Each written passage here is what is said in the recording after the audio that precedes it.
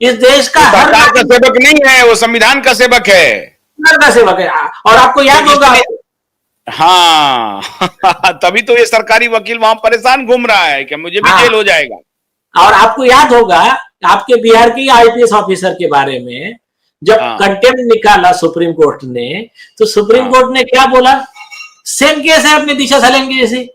बोले वाह, तेरा ये एफिडेविट कह रहा है कि इसके खिलाफ में मेरे पास बहुत मटेरियल है, हम्म दूसरा एफिडेविट कह रहा है कि इसके खिलाफ में कोई मटेरियल नहीं है। हाँ तो, तो ये बीच तो में कितना लेन देन होगा तेरा? तेरा क्या लेन देन शैलेंद्र हुआ? नारकर कह रहा है कि हम केस क्लोज हो गया है, दूसरे दिन डीसीपी आके कह रहा है कि हम इन्वेस्टिगेशन करना चाहते हैं। हाँ, और दोनों को रिप्रेजेंट सेम पीपी कर रही है। चलो ठीक है, आते आते हैं। और नहीं, मैं ये कोर्ट जिक्र इसलिए करता चलूं कि वो असली खेल तो वही है, वो जेल जाने की तैयारी होनी चाहिए ना। हाँ नहीं, ठीक है, ठीक है। हाँ, हाँ अभी सुप्रीम कोर्ट ने बोला तुम किसी के नौकर नहीं हो, तुम सिर्फ संविधान के नौकर हो। हाँ तुम या तो तुम्हारे किसी पॉलिटिकल लीडर के कहने पे या पैसे खाकर जो भी तुमने किया है, ये यहाँ हाँ चलेगा नहीं इस देश में। ये देश संविधान पे हाँ चलता है। हाँ तो ये एक हो गया। और बाद में हम्म वो अभी उम्र कैद की सजा दिया पुलिस अधिकारी को, कंप्लेंट हम्म लेने से मना कर दिया, उसके पिताजी को तकलीफ दे रहे हम्म। पीड़ित के, जो मृत व्यक्ति के। तो ये जो है, लेकिन आप ये कह रहे हैं कि जो जस्टिस सूर्यकांत हैं, जो चीफ जस्टिस सूर्यकांत हैं, उन्होंने जो कहा है कि भाई इस फ्रेमवर्क में ही काम होगा, कि हाँ टेबल टेनिस नहीं खेलेंगे, इस हाँ, हाई कोर्ट के जजमेंट को वो हाई कोर्ट नहीं मानेगा, सुप्रीम कोर्ट के केस लॉ को हाई कोर्ट नहीं मानेगा, ये सब नहीं चलेगा, ये स्ट्रिक्ट हो गया ना, आदेश है ये। यस यस, ऑलरेडी अगर ऑलरेडी। मेरे अगर मेरे संज्ञान में आया तो इस पर बहुत जबरदस्त कार्रवाई होगी। मैं आपको बताता हूं, सुनिए। कानून में पहले से प्रावधान है जजेस को सजा देने का, लेकिन हाँ वो चीफ जस्टिस की मेंटालिटी चाहिए ना। तो इसके, हाँ हाँ, इसके पहले के चीफ जस्टिस की मेंटालिटी कैसी थी मैं बताता हूं। हाँ आपने आपके परम आदरणीय चंद्रचूड़ साहब, हाँ तो इनका क्या था? कोई लेकर पहुंच गया पिटीशन, साहब ये जज ने गलती किया, तो इन्होंने काम क्या किया मैं बताता हूं। अभी देश सुन ले, जिसको जुडिशियल डिसऑनेस्टी बोलते हैं ना, न्यायिक बेईमानी, उसका बेस्ट एग्जांपल सुनिए। हम्म पश्चिम बंगाल में करप्शन चल रहा था शिक्षक घोटाले में। क्या नाम था उनका? जो भी पर्सन थे वो मिनिस्टर, हाँ वो और इन सब लोगों के खिलाफ में जस्टिस गंगोपाध्याय साहब ने सीबीआई इन्वेस्टिगेशन ऑर्डर किया। हो गया, सरकार कुछ कार्रवाई नहीं कर रही थी। सीबीआई इन्वेस्टिगेशन को आपके परम आदरणीय सीजे चंद्रचूड़ साहब ने स्टे कर दिया। हम्म हो गया। अच्छा, स्टे का कारण क्या, उनको ही मालूम है ना। आगे का जो बोलता हूं मैं, इसमें जस्टिस चंद्रचूड़ का करप्शन एक्सपोज करने वाला मैं आपको प्रूफ देता हूं। बाद में हमने केस फाइल किया जस्टिस चंद्रचूड़ के खिलाफ, बाद में आगे चल के स्टे हटा, जो भी है। जैसा स्टे हटा, सीबीआई ने रेड मारी, 65 करोड़ रुपया वो मिनिस्टर के घर से कैश बरामद हुआ ना। हाँ, तो अभी देश समझ, इसका मतलब ये 65 करोड़ या ये करोड़ों का लेन देन का खेल चल रहा था सुप्रीम कोर्ट में।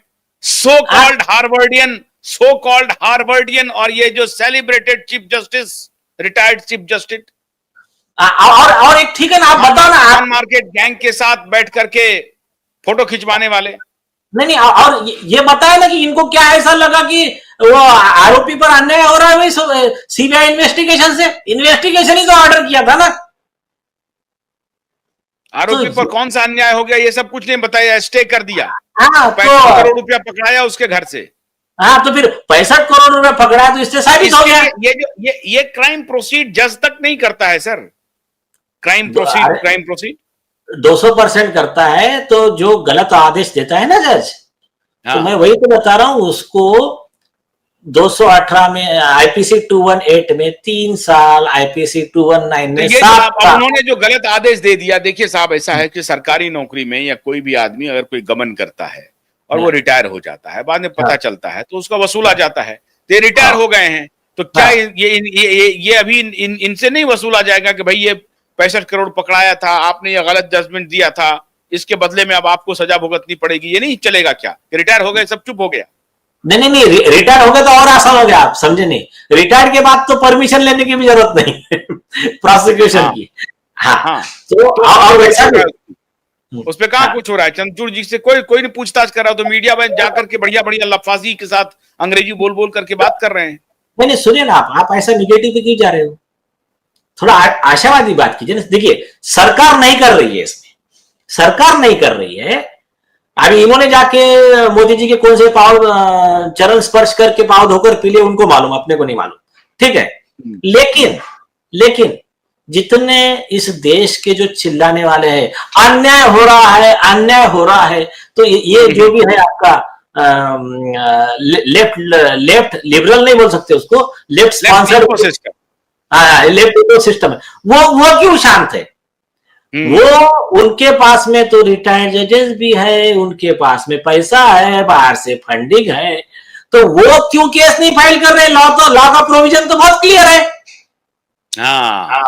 विषय यह है, तो उनका डिसऑनेस्टी बाहर आना चाहिए। एक अभी दुष्यंत दबे वगैरह ने अभी कहा कि भैया जस्टिस सूर्यकांत जो हैं वो तो बहुत बड़ा ये हो जाएगा, उन सबके खिलाफ माहौल बनाने में, शायद ऐसा है। दुष्यंत दबे का भी नाम आ रहा है, वो छोड़ दीजिए आशुतोष जी, वो जस्टिस लोग कर रहे थे शायद ऐसा, वकील। नहीं, वो छोड़ दीजिए उनको, क्या रहता है उससे कुछ फर्क पड़ने वाला है नहीं। हाँ बिल्कुल, मैं पुष्टि भी नहीं कर पा रहा हूँ, तो लेना भी नहीं। लेकिन अभी आपको जब दिख रहा है कि चंद्रचूड़ के खिलाफ में ये प्रूफ है, अरे चंद्रचूड़ ने, उनका जो बेटा था जो इसके लिए रिया के लिए खड़ा था, वो बेटे के एक मैटर में सपोर्ट करने के लिए जो मटेरियल ऑन रिकॉर्ड है ही नहीं, बेटे का रिलेटेड केस खुद के पास लिया, बिना सरकारी वकील को सुने, बिना अपोजिट पार्टी को सुने, एक्स पार्टी हाईकोर्ट को ऑर्डर दे दिया कि आप इस आदमी का एप्लीकेशन डिसाइड करो, जो एप्लीकेशन है ही नहीं रिकॉर्ड पे।